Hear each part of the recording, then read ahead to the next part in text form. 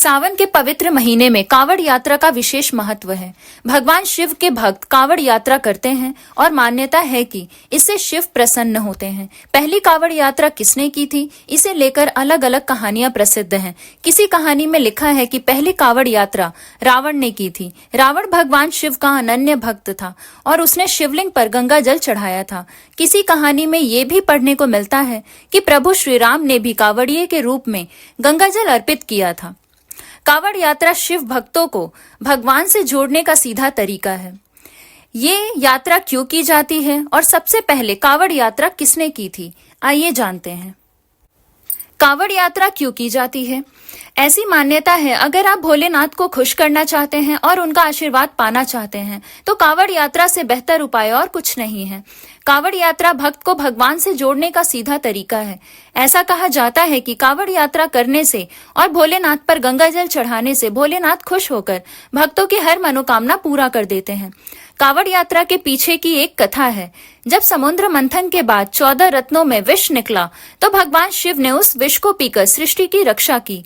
ऐसा कहा जाता है कि भगवान शिव में अकेले ही ऐसी ताकत थी जो विष को पी सके। जैसे ही उन्होंने विष को पिया, उनका गला नीला पड़ गया।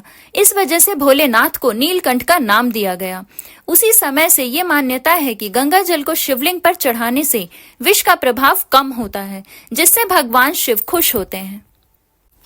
चलिए जानते हैं सबसे पहले कावड़ यात्रा किसने की थी। इस बात का कई जगह उल्लेख मिलता है कि रावण, जो भगवान भोलेनाथ का अनन्य भक्त था, उसने सबसे पहले कावड़ की यात्रा की थी। आपको बता दें कि लंकापति रावण भगवान शिव का बहुत बड़ा भक्त था और उसने कई बार भगवान शिव को खुश कर वरदान प्राप्त किए थे।